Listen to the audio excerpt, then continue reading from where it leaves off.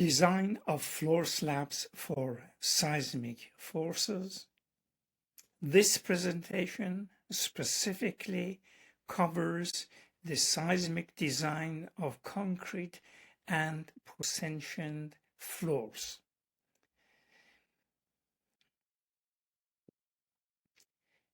The presentation for seismic design is broken down in 3 parts. The first part, which is covered by presentation 24, deals with the application of post-tensioned floors in high seismic regions, performance of the post-tensioned buildings in past earthquakes, categorization of the seismic risk, and the characteristics and selection of seismic force resisting system, steps for calculation of seismic forces. This presentation gives you examples of construction with post-tensioned floors in seismic regions, detailed design of floor slabs for seismic forces, classification and design for low and medium seismic regions, something about dynamic and static analysis options for seismic design of the floors, and detailing of the floor slabs in slabs for high seismic regions. Also, detailed design of floor slabs in low and medium risk regions. This is emphasized how the floor slabs that are post-tensioned will be detailed in these regions. Part 3 is diaphragm action of design of floor slabs for seismic forces. The primary objective of the presentation is to describe the participation and treatment of floor systems in building structures for seismic forces. Again, we have an image here of a building in San Francisco, the highest seismic region that we have.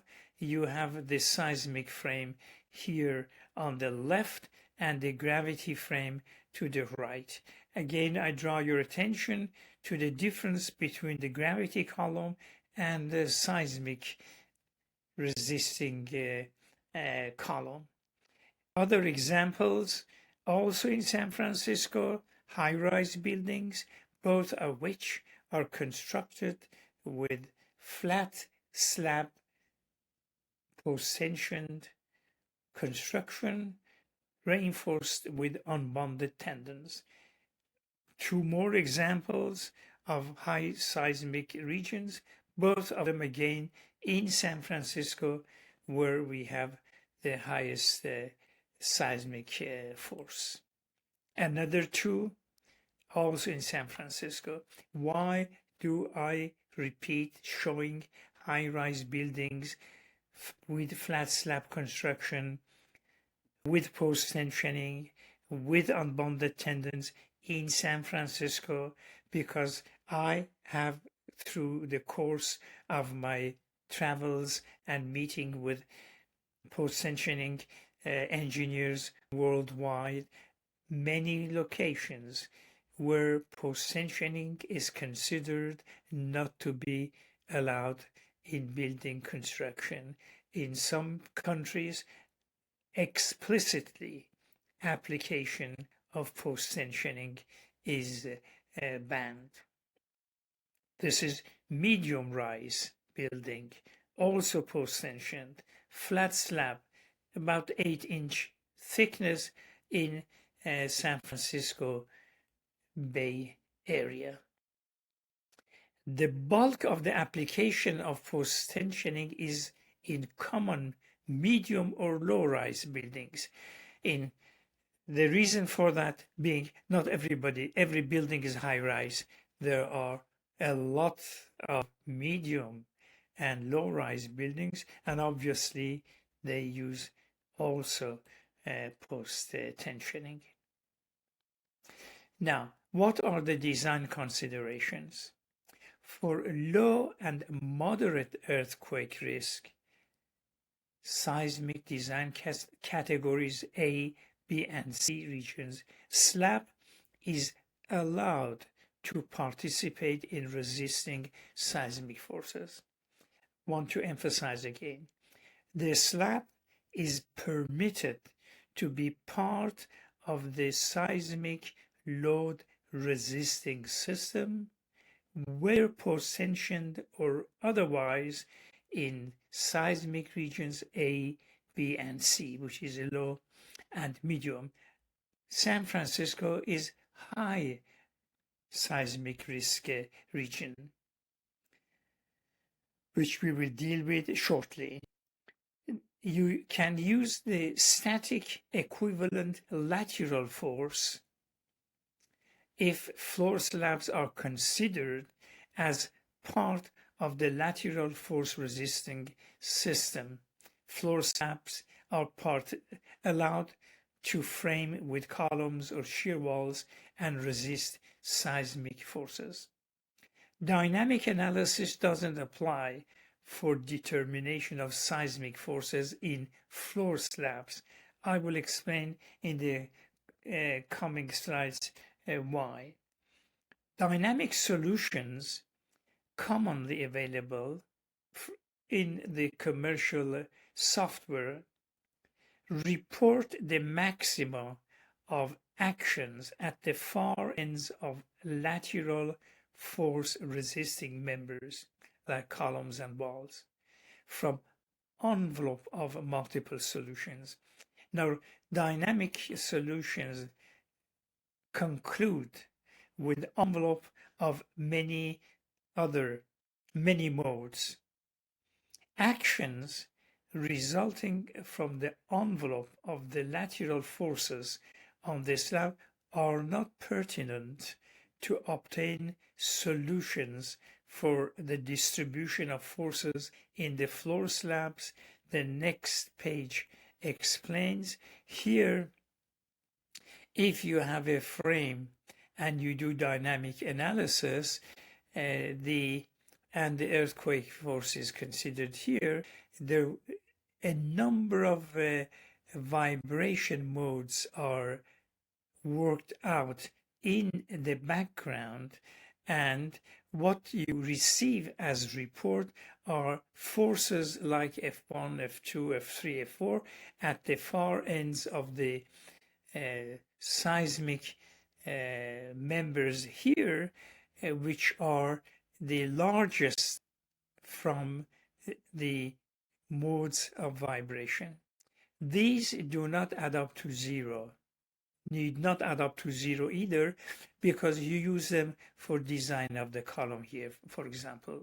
However, if the objective is to design this member, which is floor, and the method of solution you use is to extract this floor out and use the forces obtained at the far end of these members to determine what comes here, the one to the right wouldn't apply because they do not add up to zero. They are not in equilibrium.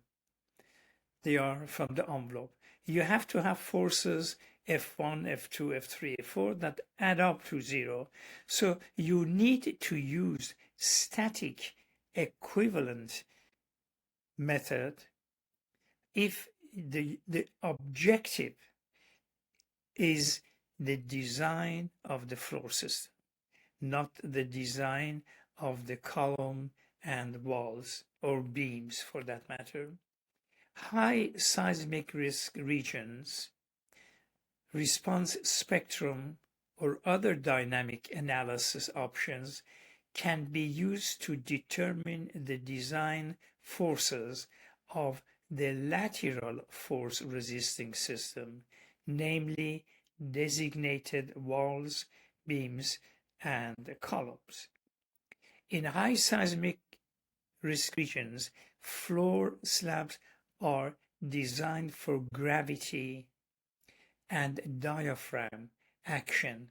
This is something which we had in the presentation before this presentation, not to participate gravity and not to participate in seismic forces. So you use single level or multi-level static analysis with gravity loads only.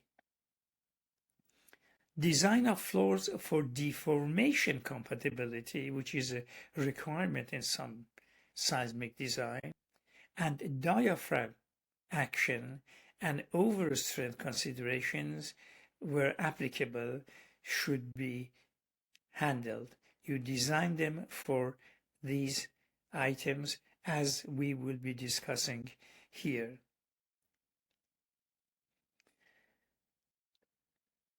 Floor slab design follows one of the following two options.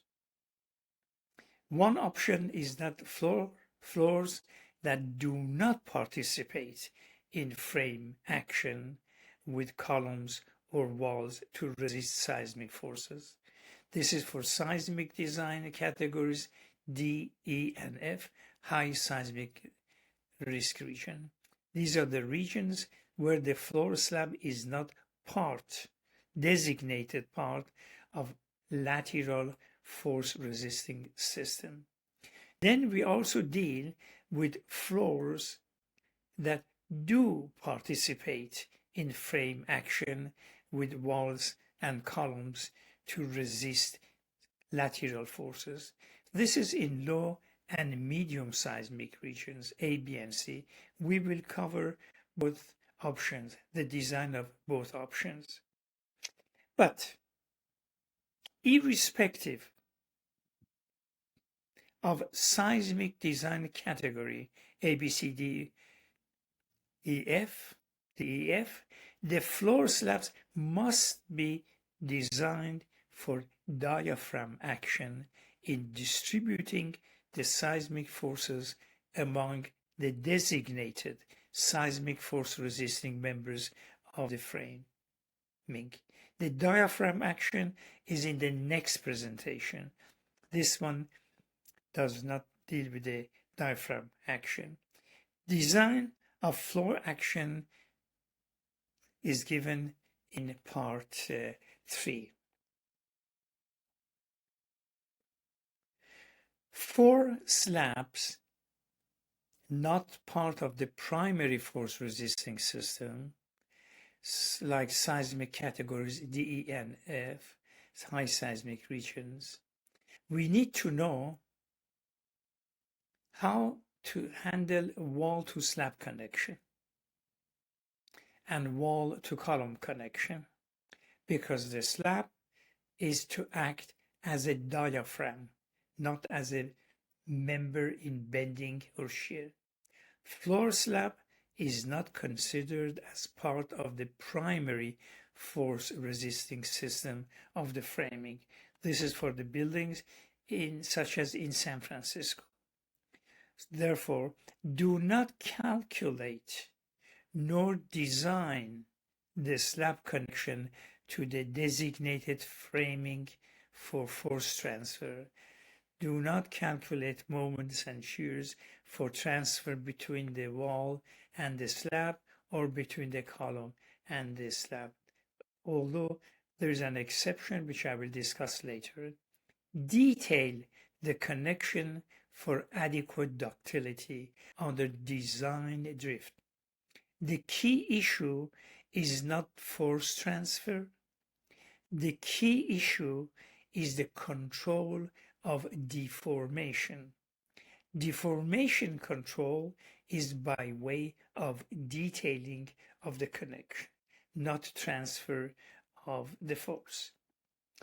Then we also talk about column to slab connection. Use one of the following options. One option is to detail the connection for moment release so that you do not develop moment at the connection, or detail the connection for adequate ductility so that it can change, go through deformation, anticipated deformation, while keeping its integrity. You have the option, there are three options for the column to slab connection. One is to detail for moment release, one is to detail for ductility, and also you may calculate the force if you want and reinforce it accordingly, but this is rarely done. One of the first two, as I will be describing in the coming slides, is done. So let us look at wall to slab connection first. Figure shows one detailing option. Now let us look here first. You need not calculate moments at the connection. Slab is not designated or is not designed to resist seismic moments. Detail the connection for adequate ductility, adequate deformation, for design drift. The figures show one detailing option of core wall connection to post-tension slab in San Francisco high-rise building. In this option, most post-tensioning terminates at the face of the wall. Terminates at the face of the wall, does not go through the post. This is before putting the post-tensioning. This is putting the post-tensioning that terminates at the face of the wall. Now the background to this is the full size test of post-tension slab wall connection and column to slab connection, column to slab connection here, wall to slab connection there, conducted to validate the connection detail for seismic risk application. The detail used here replicated.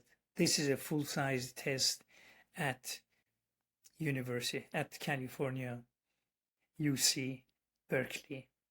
View of full-size test conducted at University of California, Berkeley to validate the slab wall connection detail.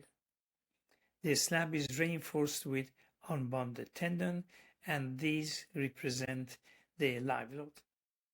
The detailing, which is going to be shown in the coming slides,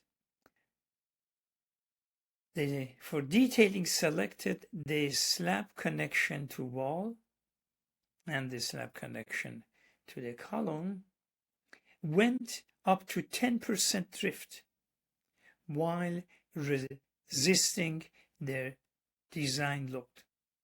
In actual structures, you do not expect drift much more than 2%, but the detail can accommodate up to 10%, shown in the test at least, by retaining its integrity for transfer of vertical loads. Actual drift for concrete multi-story frames is typically 0.5 to 1% for design following the seismic recommendations. Here the image shows the crack formation at 2% drift. These are simulating the live load. View of full-size post-tension slab with core wall and column connection in test assembly.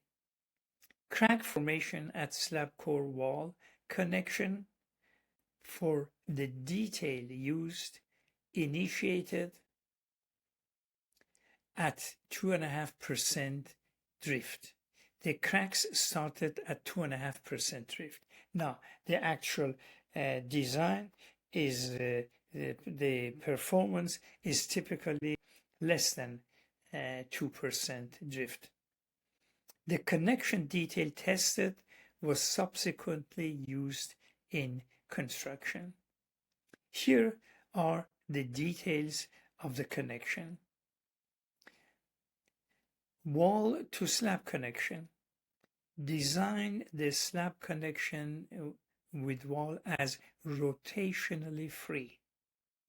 The following are detailing options.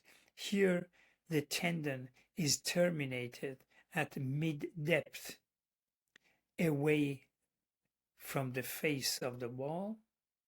If tendon needs to pass through, it is passed through at mid-depth of the slab, not up or down.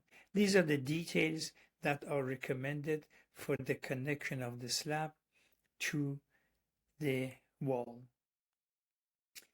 Tendon terminates at the face of the wall. Here, pass-through tendons are positioned at mid-depth of the slab. Now, connection of column to slab. We covered the wall to slab, and now column to the slab. Use one of the following three options. Either provide a moment release at the connection, or detail the connection for adequate ductility, deformation, adequate capacity to deform, or calculate the connection for forces and detail for the drift of the structure. You end up with a drift. Calculate the drift in your design. For the drift, if the connection is rigid, calculate the force. Now we go through all three options. Option 1, which is detailing for moment release, suggests that the column reinforcement will not pass through the slab to the upper column. There will be just a dowel here. And it is considered as a hinge, simulus hinge. The release detail at connections similar to the detail shown provide release detail similar to here. The detail is applicable to low-rise buildings, typically up to 14 levels for slab with high-strength concrete, because when the load is very high, you need high strength, you need the reinforcement here to transfer the load from the column above to the column below. So there is a certain amount of force that can pass through the slab without reinforcement, depending on the concrete strength of the slab. For common values, it is about 14 levels. It's provide release detail at connections. The following images show examples of hinge simulation in high seismic region. This is near San Francisco Bay Area. That is the lower column. This is the dowel. This is the dowel coming up, and the form is in place. Reinforcement is in place to receive concrete. And in this case, the slab is cast and is ready to be cast, and the image below shows the cage of the upper column positioned over the cast slab. Option 1, that is column to slab connection, provide release, and the release is like here. Release detail at connections. The following images show examples of hinge simulation in high seismic region. The other option is provide, that one was provide moment release. And then the other one is to actually, now we are still providing moment release. If you provide release, there will be a drift.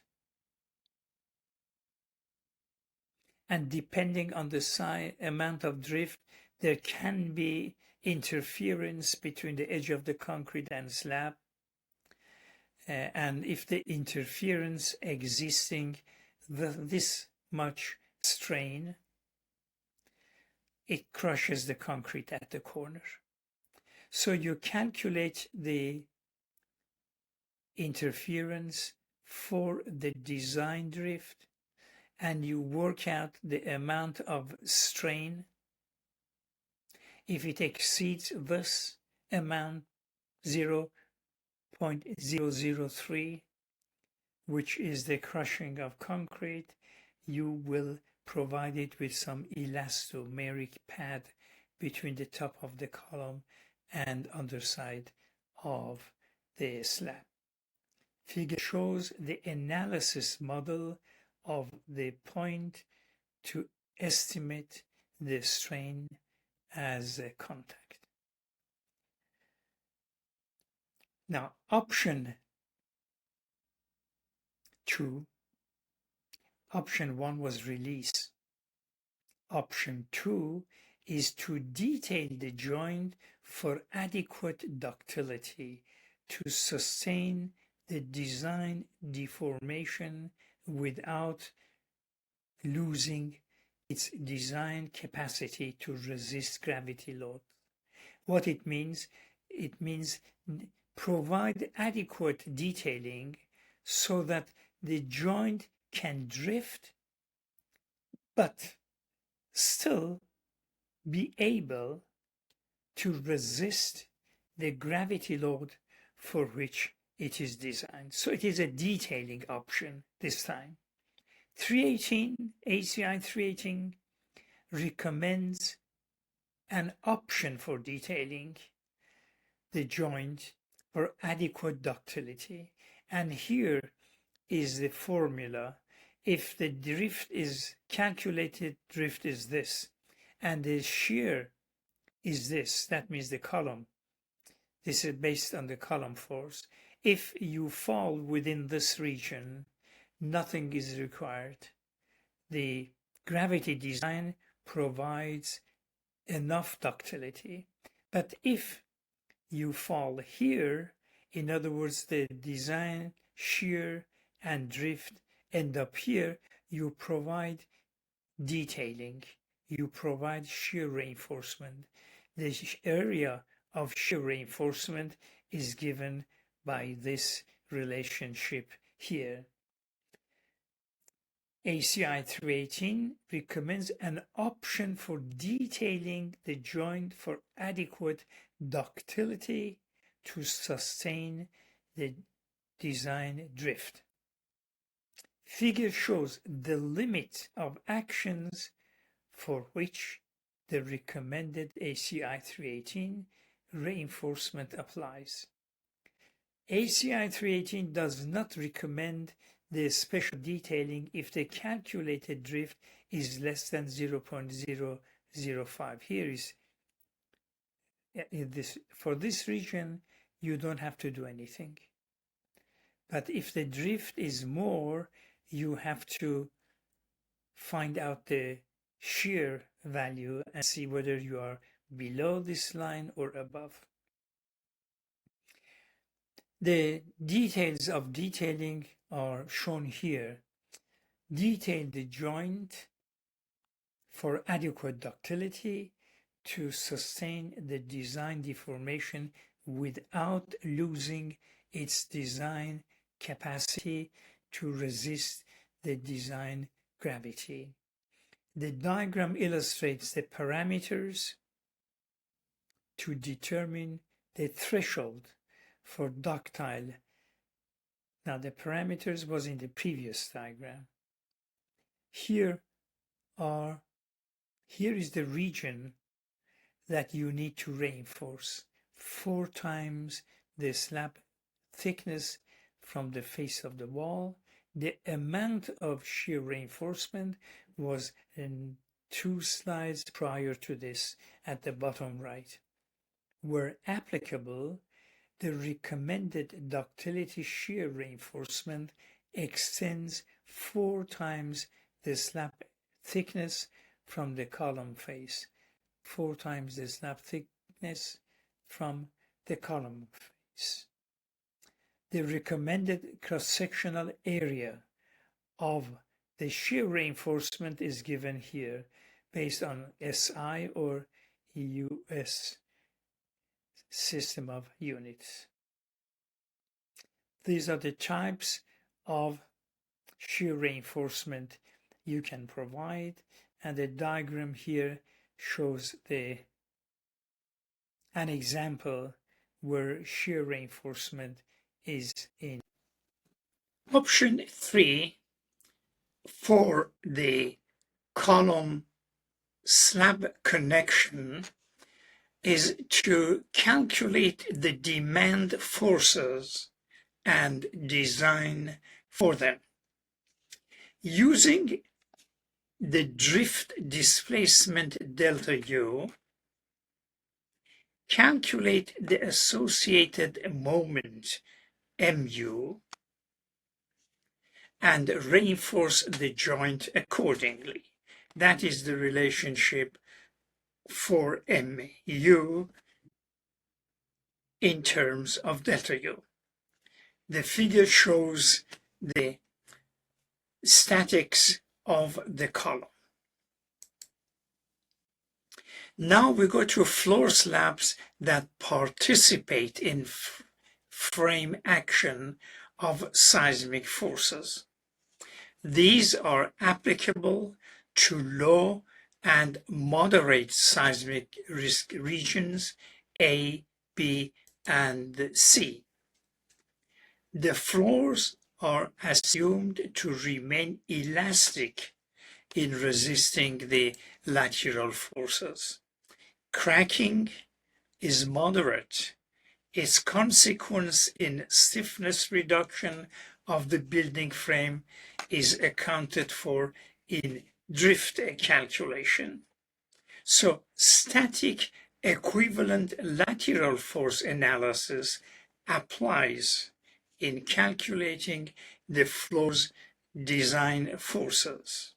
Here on the right, I have an image of a multi-story frame and a typical floor plan slab on columns. The model a vertical slice of the building containing one row of columns. By that I mean in obtaining the demand forces, consider one row of columns as I show here.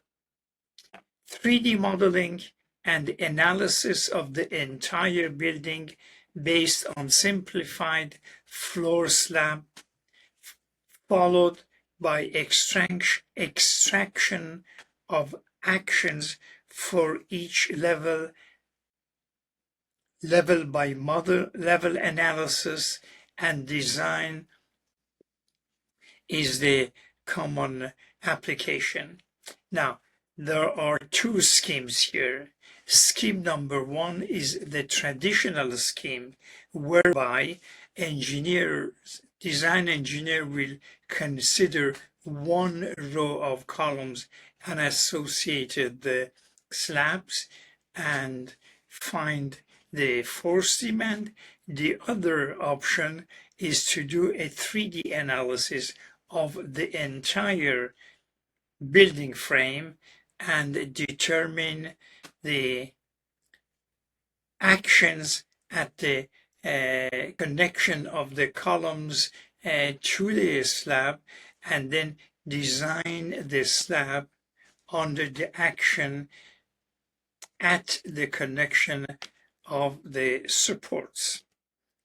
The 3D analysis of the entire building with authentic modeling of floor slabs need not separate floor-by-floor analysis is the contemporary trend. In other words, today, 3D analysis is common.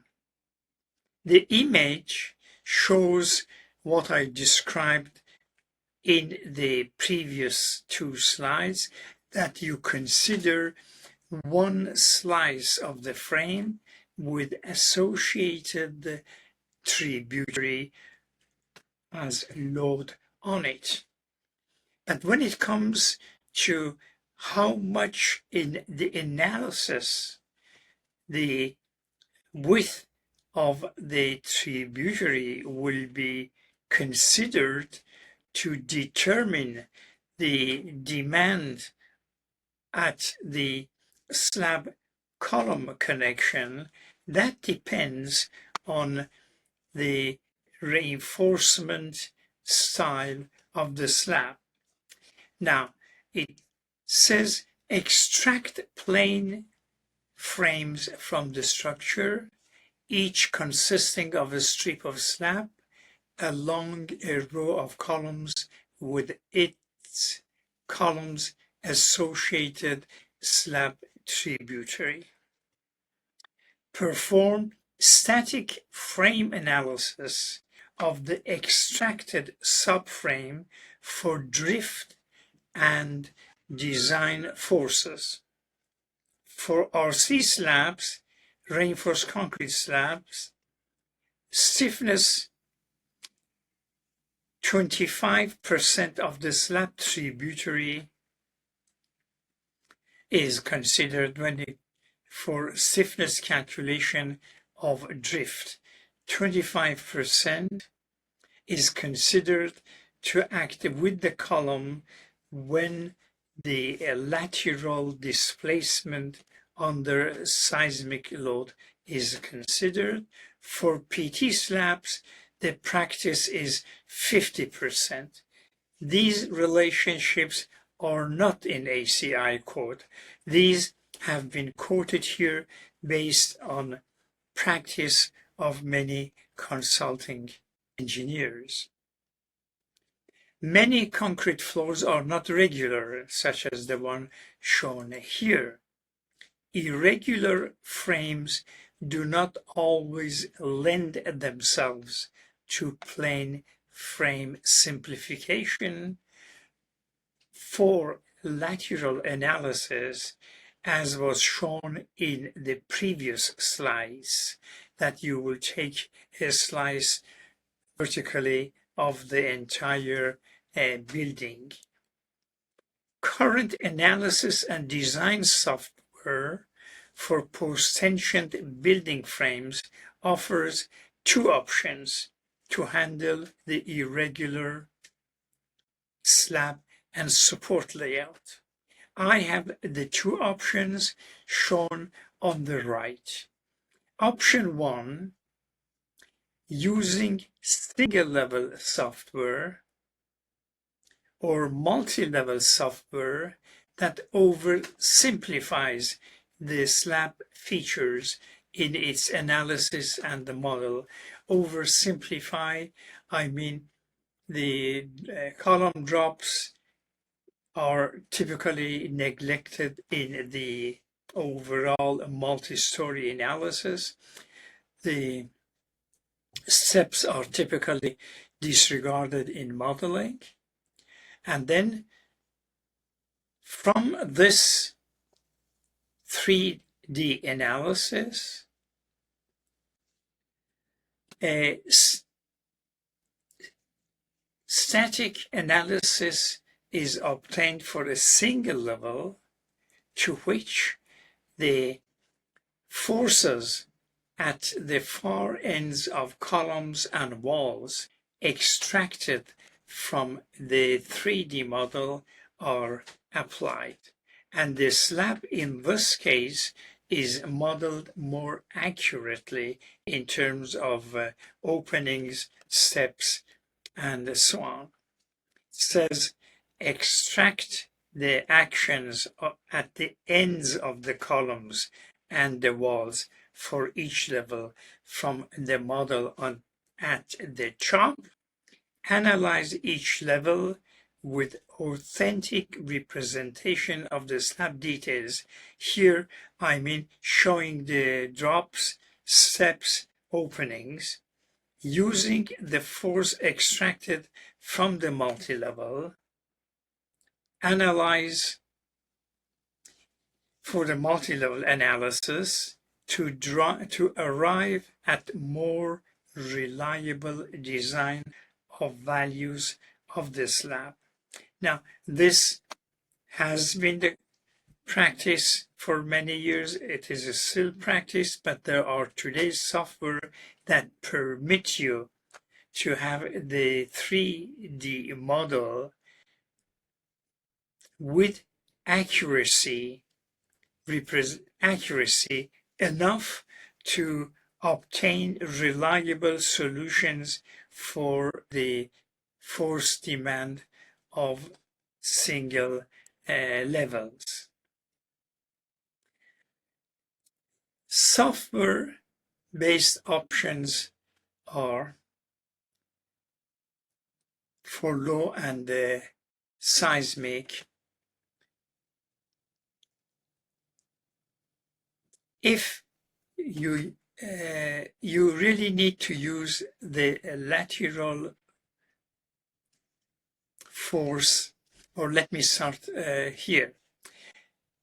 If you use multi-level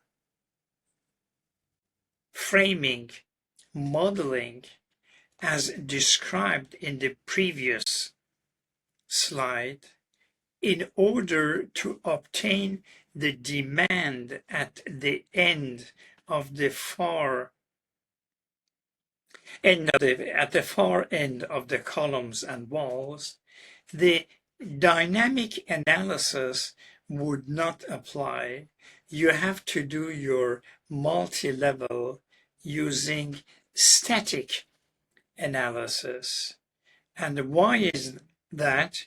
Because in dynamic analysis, as I have shown here, bottom right, the solution extracted for each level, or the solution given at the connection between columns and the slab, like F1 and F2, are envelopes of many individual cases and represent the largest value, and typically all in one direction. The values given at the far ends are not in equilibrium. To obtain a reliable solution, or to obtain a solution at all for the slab, you need to have actions, here F1, F2, F3, that are in equilibrium. The sum of the actions must be 0 before you can obtain a reliable solution. And this comes from the static analysis, not from the dynamic analysis. So dynamic analysis would not work. Solutions reported at the ends of the columns and walls from the commercial software using dynamic analyses are commonly each the envelope of actions from several background solutions. This F1 is the envelope of several solutions. It is the largest of the other solutions. For a given floor level, the reported end of the wall columns actions are not in equilibrium. Now it says to obtain the design actions of the analysis of the isolated floor, the analysis loads to be applied must be in equilibrium. This is here. This is now the other option is authentic slab modeling, 3D modeling of a building frame with detailed representation of the physical features of the floor, such as monolithic beam slab connection here, and steps are possible today. There are software that permit you to have the entire detail, such as this slab band and otherwise, with post-tensioning included. You use equivalent static analysis for this, obviously, model that I am showing on the right.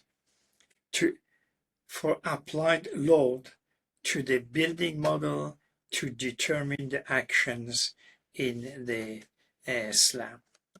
Once you are done with the gravity design, then comes the question of the diaphragm action under lateral and gravity loads. Conclude your work by designing the slab as a diaphragm to distribute the forces among the designated lateral force resisting members of the framing. Here is an oversimplified image of a diaphragm showing the shear walls only in one direction. Traditionally, the floor slabs were idealized to view the seismic force distribution in slab in form of chord and drag members, something here, tension here being chord, resulting from the force in this direction, and compression here, and then there will be tension in this location being referred to as drag, and so on. The figure shows the traditional force components for transfer of membrane forces in slab to the slab's supports. Traditional breakup of the resistance force into chord and drag and so on. Modern irregular slab geometry and support layout no longer is amenable to simplified distribution of seismic forces as shown in the diagram. Part 3 of this presentation explains the comprehensive design of floor diaphragms. So that brings us to the conclusion of this section, part 2 of the seismic design of building of slabs in building frames. I started by examples of construction of buildings in high seismic risk regions using post-tensioning slabs. Then covered floor slab design considerations for high seismic risk regions. Covered design of floor slabs that are not part of the designated primary lateral force resisting system of the building, high seismic force region. I covered in the high seismic regions wall to slab connection, column to slab connection, details, and column to slab design if rather than using the detailing option, you calculate the forces and design for it. I covered the design of slabs that are part of the lateral force resisting system of the building frame. This applies to low and medium seismic force risk.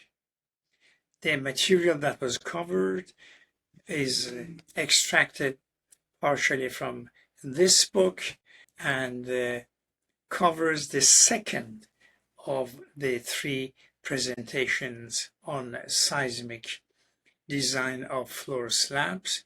And here is this disclaimer for your attention.